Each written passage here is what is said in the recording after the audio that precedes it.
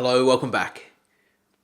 My desire is that the journey you've walked with me so far has led you to start to understand the depth of what happens automatically and in a healthy way when you go through a stress response. But then what can happen when we start to live beyond our threshold, live beyond our means, so to speak, and we now move into an unhealthy expression of that stress response we call the chronic stress response. This video is about strategies to help you to overcome and start moving forwards. What steps you can take, what things you can do, what changes you can start to make. You'll hear me say over and over again, the key thing is small, consistent steps. Let me give you some advice. Don't look at this video and write down the 25 things that you're going to do in the next 2 weeks that are going to help you get out of a place of exhaustion and being taken out and into a place of heart rate variability numbers through the roof. It's not going to happen. Your body needs time to heal. It needs time to recover. If your numbers are not good heart rate variability wise, or if your system is run down and depleted, there needs to be a healing journey. There needs to be a recovery journey. And so the reason I put this right at the start is because we want everything quickly. We know if you're in that state, chronic stress, exhaustion, low heart rate variability numbers, and your body's starting to tell you, stop. It took you a while to get to that place. It didn't just happen. It will also take you a while to come out of that place. This whole recovery, this whole space, let me encourage you to be grounded in who you are, why you're doing it, and that you are worth fighting for. You are worth working for and growing for. Be patient with yourself. Set little small steps, little strategies, little things you can do that are going to help you consistently and continuously move forwards, but don't expect too much too soon, because the risk of that is you add more load and you add more pressure and you start to look around and say, why am I not going? I've been doing this for 3 weeks already. It's not changing. It'll take time. Be patient. Give yourself a break. Get people around you who know the journey that you're walking and will support you, will encourage you. Connection with others is crucial. Show them what you've been watching here. Tell them some of the things you're going to put into place as a result of what we talk about now, and get them to encourage you. Get them to do it with you. If that helps, chances are it will. Let's unpack how to start to move forwards and where this can take you. The phrase that you've heard me talk about over and over again is change is possible. Change is possible. It's not too hard. It's not too late. You're not too old. It's not too difficult. There's not too many barriers in the way. The biggest barrier is a lack of understanding. There could be time, money, and energy that get in the way, sure, but you're worth fighting for. You're worth moving forwards for. So we're going to focus in this place. Change is possible. What sort of changes are we looking for? Well, firstly, a new strategy. We want to help you to move from a survival strategy into a growth strategy. Secondly, internal stability. Coming to a place of being grounded in who you are. I talked earlier in one of the early videos about identity. It starts to come in this place. We'll cross over that bridge soon. Groundedness. Groundedness, being secure and stable in who you are. Internal stability. Thirdly, finding a new story. Finding a story, maybe not a new story for you, it may be a reinvigoration of an older story, or a story that's played out, or maybe a story that got a little bit off track. But finding a compelling and energizing reason why every day matters, why your journey, your life, who you are, and your contribution matters. Finding that as the thing that will energize you and help you to move forwards, crucial in coming out of this place and getting back to your best. Let's go a little bit deeper into this. The key areas I want you to think about in terms of building a new strategy, a growth strategy, firstly is safety. If you are not safe at any level, your body will revert back into that wired and worried place. It will revert back into saying, there's a threat here. Anything that compromises our safety, we see as threat. It's hard to move forwards into growth while we're trying to live in safety. Bruce Lipton, cell biologist, talks about cells can't be in growth and protection at the same time. Cells can't be in growth and safety at the same time. Cells can't be in growth and survival at the same time. At a cellular level, this is true. At a whole body level, this is also true. And so safety comes around, do you feel safe in your heart? Do you feel safe in your environment with those around you? Do you feel safe? A crucial place to start. But once safety is established, we say, well, how aware are you of what's going on? What are the contributing factors where you are at the moment? How aware are you of what it's going to take to grow and where you've been in survival? And once that starts to become established, building a mindset, building your conscious, unconscious mindset to sit in a place that's going to continue to help you move forwards, I can guarantee you this, there will be setbacks. There will be detractors, people will discourage you, things won't always go well, there'll be challenges. But what we want to see in those moments of challenges where the waves of life start to get big and overwhelming is you've got enough resource to be able to navigate, not get drowned, and you don't retreat back into that place of protection, survival, and safety, but rather you've got the mindset and the resources to help you to continue to move forwards. What three things sit in the internal stability place? Well, firstly, perspective, recognizing who you are and how you see yourself, what your position is and what you can uniquely contribute. Perspective is crucial. Secondly, presence, being able to be present to yourself, not distracted and not filling in quiet space with other input, but being present. It's one of the ways to become grounded. Being aware of your surroundings, being aware of where you are in the moment. And ultimately coming into a place of self-belief. And you've heard me say before, attached to self-belief strongly is self-worth and self-love. These three things, self-belief, self-worth, self-love, make up this place of groundedness, deep groundedness. Under the story category, we look at saying, what's your hope? What are you hoping for? What will it look like? Vision. What will it look like when you get there? And ultimately, are you willing to walk forwards into the place to contribute to your environment, your world around you, the people close to you, the people that you influence? Are you willing to walk the journey that helps you to go into those places where the story makes a difference?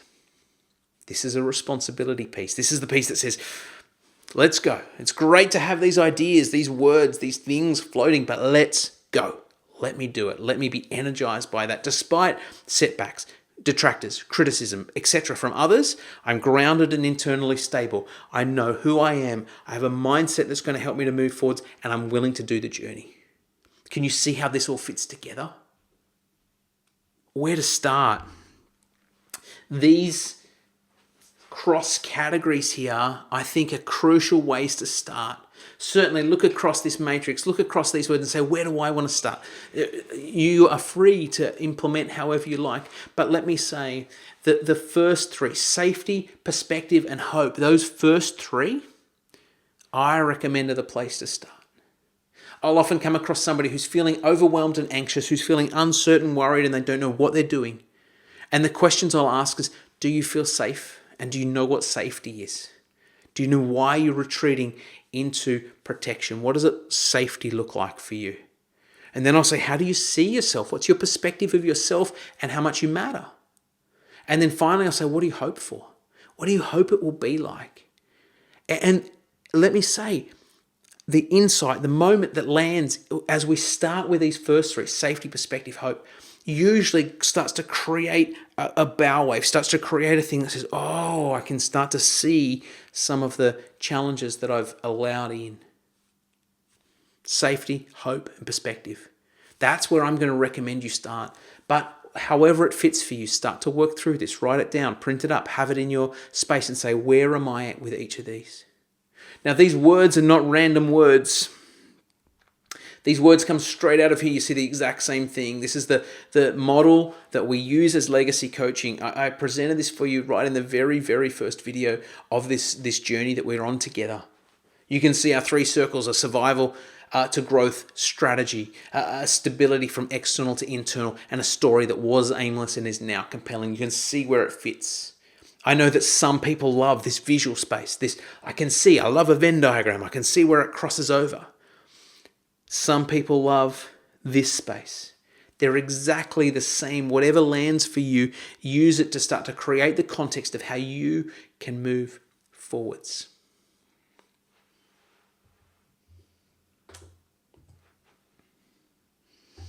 Let me just update this. And I want to share with you the approach that we take at Legacy Coaching. This is what we call a holistic approach. And the holistic approach is about dealing with what's happening at a brain level, dealing with what's happening at a body level, and dealing with what's happening at a heart level. Let me explain. When we talk about the brain, we're talking about the physical brain. Remember, I shared with you earlier the top down, the bottom up approach. The brain physically changes. They're called neuroplastic changes that happen when we get stressed. We need to understand how wired is your brain physically. We also need to say, functionally, how's it working? Is it balanced? Is it connected? Is the left hemisphere and the right hemisphere talking to each other? Do we have good connection? Do we have good conceptualization about what's going on functionally? Then we talk about what's happening consciously for you and subconsciously. This is the difference between what you're aware of and what's happening automatically under the surface. Now, subconscious is not just the automations that happen. For example, my liver's filtering at the moment, my heart's pumping at the moment. I'm not consciously aware of those things. But it's also this subconscious emotional realm that says, what's actually happening under here? What's my brain processing through the limbic system, through the unconscious patterning about how I see that I am, my belief system, my identity, all of these things. We take this holistic approach. I'll talk you through some of it. When we look at the body, we're looking at the physical body. We need to understand how to physically change things, how to physically put things in place that allow you to recover. That was the word I was looking for. Allow you the resources to recover is really what I wanted to say. Physically, but also functionally. How are you moving? How are you shifting things? How are you giving your body what it needs, physically and functionally? Finally, when we talk about the heart, I'm not talking here about the physical heart. Although we talked about the cardiovascular load of the acute stress response, moving into a chronic stress response and the impact that can have on the cardiovascular system, when we take a holistic approach, we're talking about the emotional heart. At some levels, closely connected to the subconscious brain. And there's not conjecture, but there's crossover that happens in there. Unless we address all of these areas, I feel, from my experience, we hit ceilings all the time. But when we start to address these areas, when we start to look across this holistic picture, brain, body, and heart, now we can start to identify where are the leaks, where are the challenges, where are the places where we may not have been at our best. One thing I want to share with you is connection is crucial. As a chiropractor, my role has not been musculoskeletal spine-based, but connection between brain, body, and heart. This is something we've talked about in practice for years, but it's absolutely critical to land this, that the connection between how your brain controls your body, how your brain controls your heart, how your body and your heart are connected, this connection is critical. Now, I know that I'm talking at a conceptual level, but at the end of the day, as we make these connections, as we put the work in and we're willing to step forwards, what we start to see is things start to change. Change is possible. The keys, there's more to come, but let me unpack this. The keys is to address all areas. Don't push one over the top of the other. Maybe it's one at a time, but address all areas. Take small steps. Be consistent and avoid overload. In an earlier video, I talked about the fact that a lot of the time when we try and hack things and move things forwards, we only a minimal change in recovery, but a big change in load. What we want to do here by talking about these things is avoid overload. Otherwise, it's just more things to do and more stress. The key, the goal, sustainable growth, sustainable change, moving forwards in a sustainable way so that as you've walked this journey, you say, okay, I'm coming to the end of it. This video, the next video, this is where we're landing this part of the journey. We have more that we can offer, but what I'm interested in is, where are you today? Where will you be in a week? Where will you be in a month, 6 months, 12 months, 5 years, 10 years down the track? It's not about plugging everything in now, trying it all quickly and then having it fall over. That's not a sustainable change. But it's about having this vision about what I do now will matter as I go forwards, as I walk out my story, as I do these things that I put into place, even seemingly small things, will have a far-reaching effect, sustainable change. This is the goal. So how do we shift the needle? Let's have a look. Well, I want to talk about 5 keys to change. These are not the only keys to change, but these are 5 things that I think are crucial. If you can find them, wrap them together, you can start to see things happen. The first key to change is safety. Look, here's this word again. If you don't feel safe, in your environment, in your surroundings, if you feel that there's threat there, all of the change in the world will fall away because you will retreat back into a place of survival. That's not a mistake. That's necessary. But addressing safety, addressing where you are, who you are, how you're going, is going to be a key part of helping you to move forwards. Addressing self-belief and self-worth, another key to change. Do you know, most of the time when people are trying to lose weight or stop smoking or something like that, they make this change and then they lose ground again. Think of the classic New Year's resolution. Make a change, lose ground, not sustainable. One of the underlying factors that sits in there is they don't feel, to some extent, not for everybody, I get it, but for a lot of people, they don't have the belief in themselves that they can, and they don't see their worth as I'm valuable enough to put in the effort to make the shift happen. Self-belief and self-worth, key factors in helping you to move forward with sustainable change. Timeframes. The third one, timeframes.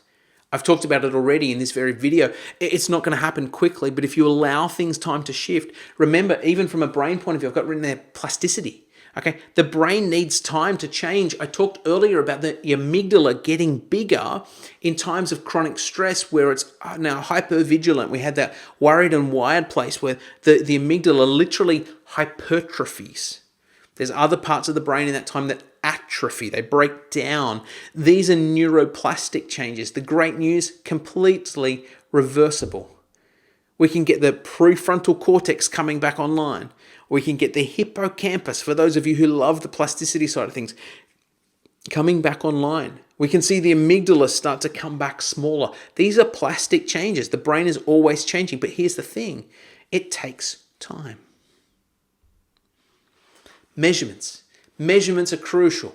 If you're using heart rate variability, great. If you're tracking your sleep, great. There's other ways to be measuring things and interrogating, what does this mean? I know a lot of people who have data, but they never allow it to shape their choice. So interrogate, what does the data mean? Where does this put me? What will I do as a result of this data to see the needle start to shift? Measurements and interrogation are crucial. And finally, the thing that I think, I was going to say it's the most important. I don't think it's the most important. I think they're all important. But one of the things that we miss so often is the connection and the community. Those around us who will encourage us. Those around us who will call us forward. I said a moment ago, find people who you can share your journey with and get them to join you. So what sits on the other side of the scale here? These are the no, don't do this. I sound like some sort of school principal or something, but here are the traps, let's call it that. Firstly, if you're in a place of safety, if you're finding you need to live in protection a little bit, that's okay. It's part of life at times. Sometimes it just happens unconsciously. Life's dictated these things where we feel like we need to be in protection. Here's the key, no judgment. Sit in a place of no judgment and not saying, I failed. I'm worthless. I'm hopeless. I'm struggling. Let's break all of those things off and say, no judgment. No judgment. Judgment will not be a resource that helps you to move forwards, and nor will criticism. These are the traps. We can start to go self-belief and self-worth. I believe I'm worthy. I believe in myself and my ability to do that. Nah, you're hopeless. We start to criticize ourselves. We start negative self-talk. We start to pull ourselves backwards. It's a trap. Be careful. No shortcuts. Be patient. Shortcuts are traps.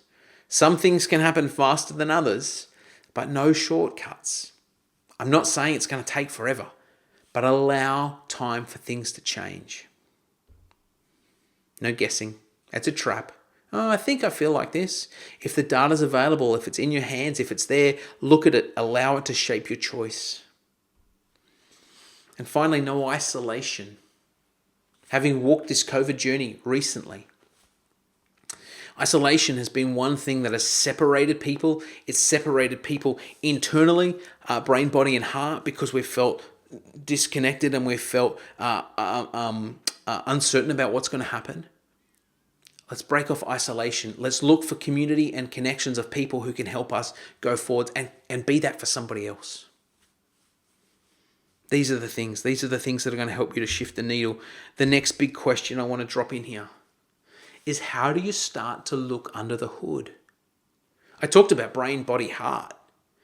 Most of us you've probably learned something about the brain in this time. Maybe you already knew it. Fantastic. We understand the brain and we understand the body, but this emotional heart, where do we go here? This is one of the things that we found with legacy coaching has been the way that the biggest changes start to happen is when we're courageous enough and willing enough to look under the hood and start to say, how am I really? Who am I really? So how do we do it? How do you start to look under the hood? Well, let me show you. Here's our heart. We're going to break this up into 5 key areas, and these are they. You see it on the screen there. Beliefs, the beliefs we have about ourselves. Meaning and purpose, what does that look like from a heart level? What does perspective look like? Here's this word again, perspective. It's one of the key places to start. What does perspective look like from a heart level? What does safety look like from a heart level? And what do our emotions look like from a heart level? Let me unpack and let me show you some of the pitfalls, some of the ways we can get stuck and the places that we can get stuck at a heart level. This is how to start to look under the hood. Firstly, from a belief point of view, one of the things we've already covered over is when we're living somebody else's story, we can feel like an imposter if we're brilliant at it. If we're doing really well, everybody else praises us, we can feel like an imposter. We believe that we're not worthy to be in that place. And secondly, if we're failing at it or we're struggling at it, we feel inadequate. This sense of inadequacy rises up. And so now we start to look and judge and criticize ourselves and say, you know what? This is how I see myself. There's other things I could put under here for sure, but these are some of the key areas. Let's continue around the circle and look at meaning and purpose. Often, this word aimless has come up so far in this whole journey. Often we've lost direction, we've lost why, we've lost our meaning, our contribution, our purpose. We're kind of just going through the motions. Remember the strategy, work hard, accumulate things, push it out, you'll be happy. But often we're aimless and we're tired. We're tired because we're trying really hard, but I never get into the place. So often when meaning and purpose is challenged, we start to feel aimless and exhausted. Perspective. I mentioned earlier, externalization already. We have this perspective that the problem's out there and the solution's out there. I feel helpless and hopeless and powerless, and I feel potentially like a victim. The perspective I have of me is that it's all out there, both the problem and the solution. And in here, I'm empty. So I've externalized it all. This is the perspective I have. Other times we become cynical. We start to look around at other people, and instead of believing the best in people, we start to believe the worst. Now we become cynical. Now we become critical. We look here, and the perspective we have is negative. We also start to become competitive. A good bit of healthy competition is okay, but this competition I'm talking about here is the perspective of if somebody else loses, if somebody else wins, then somebody loses, and I don't want to be the one that loses, so I have to make sure I win because I don't want someone else to win because then I'll lose. And so we start to get this place of saying, you know what? It's dog eat dog. It's competitive. I have to win. I have to knock you down so I can go forward. This is the perspective that I walk in. These are the things that our heart cries out about. You may not be aware of it, you may not know it, but when we're sitting with these that I've put here already, imposter, inadequate, aimless, exhausted, externalized, cynical, and competitive, our heart it affects our heart. Because the way we see people, the way we see the world now starts to get tainted into a fight. Let's go on. And let's talk about safety. Here we go, protection. Our heart says, oh, I'm not safe to express who I really am. I better stay protected. I know everybody's got a story. I know everybody's had challenges. I know some people's story and challenges have been significantly worse than others, and I want to acknowledge that. But I also want to acknowledge that if that's you, you're here right now, which means you're one of the people saying, I'm going to change. Well done. But we have these things, protection, withdrawal, and sabotage. Let me talk about sabotage. I think you're going to understand withdrawal, but sabotage, we often feel like I want to go forwards, but I sabotage every effort to move forwards because I'm scared of what's out there. And so I start to self-sabotage. Sometimes even unconsciously, my heart says, it's not safe. Sabotage. It's not safe. Sabotage. Example of that, this has been an example in my journey where I've actually been judgmental and critical of myself. Look, some of these things are on the page here. And you know, the self-judgment and self-criticism actually served to keep me safe and protected because I was scared of what would happen if I did X, Y, and Z. I could share that story with you, but recognize that sometimes we sabotage as a way to keep ourselves safe. Where do we sit emotionally? Sometimes we're full of fear. Sometimes we're full of worry. Sometimes anxiety and hopelessness are just overwhelming us, and our heart is saying, this is all I can see. The worried and wired person I talked about earlier. This is all I can see. My whole perspective, my whole emotional realm is about what could go wrong. When we live with that as our foundation, the heart cries out and says, I need to come alive, and yet all I see is the damage in the world. And I get it. The stories, the news tells us all of the bad things. There are stories going on all around us, all around the world of things that are not wonderful. But when we let all of our heart and all of our attention focus on that, we start to believe that nothing else is possible. Well, there's a lot of things that are possible. Let me shift into not the challenges that we have, but where things can start to move forwards. When we look at beliefs and where the heart comes alive, it's where we start to interrogate what is self-love and how do I love myself? By the way, if you want to know more about self-love and the different types of love, I can send you an article that I wrote for a mental health publication. Please drop me a message any way that you can, and I will send that straight to you because it's one area. Love is one area, and self-love in particular is one area that's so poorly understood. And often self-love gets twisted into this narcissistic sort of thing. And this is not what I'm talking about. Self-worth. Am I worth changing for?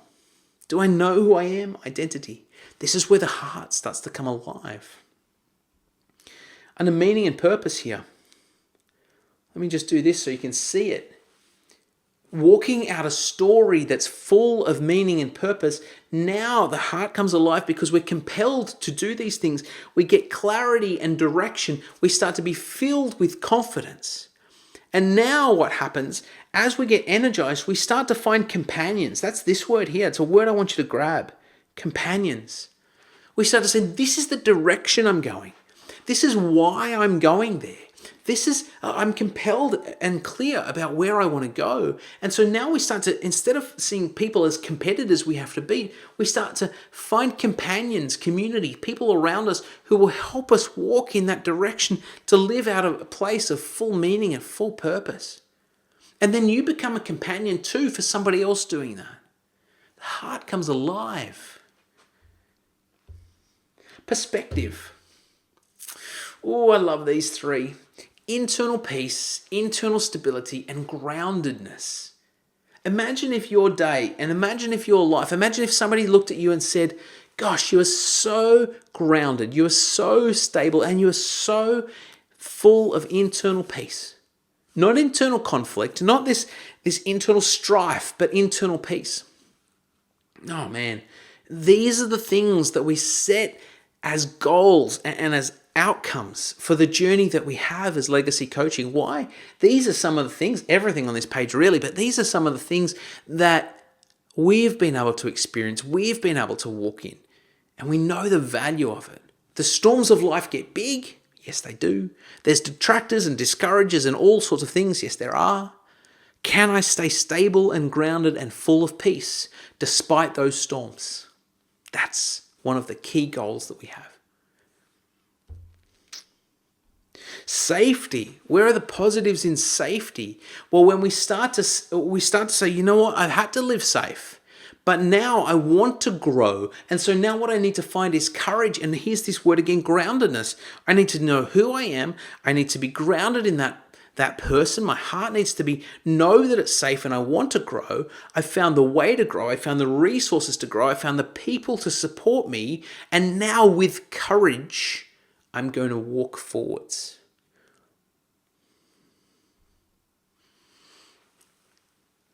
And if we had the emotional realm full of negativity, where fear, worry, anxiety, and hopelessness were the things, let's swap those out and see where love exists.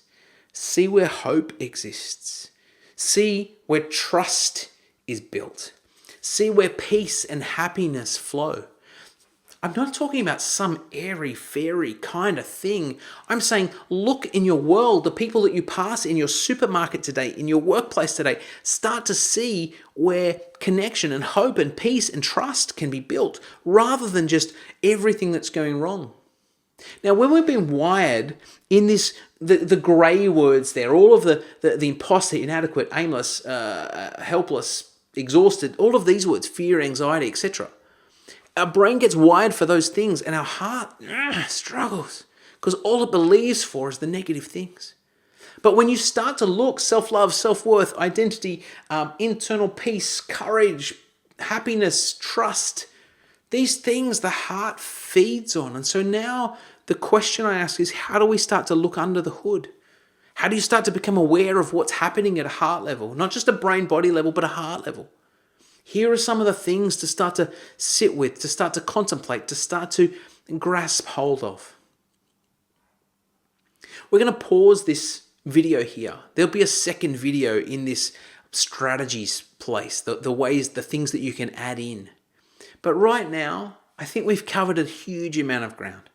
I don't want to just run over it and start to add more and add more and add more. I'd like you to pause the video. Go and get a drink of water. Print out maybe this page that's still on the screen here, the heart page. Because grasping this is going to be one of the key things that allows you to start to own a sustainable change. In the next video, I'll give you more strategies. We'll look at what you can do in terms of physiological changes, even some psychological changes. We'll look into all of these areas, but right now, pause. We'll wind this one up. I'll be back here with the next video in a few minutes, but take your time. There's no hurry. Sit, rest, get a cup of tea, glass of water, go for a walk, do something, and contemplate. Where are you? And how can you start to put things into place that are going to help you to grow? I'm excited by where you're at the moment. Enjoy that break. I'll see you on the next video.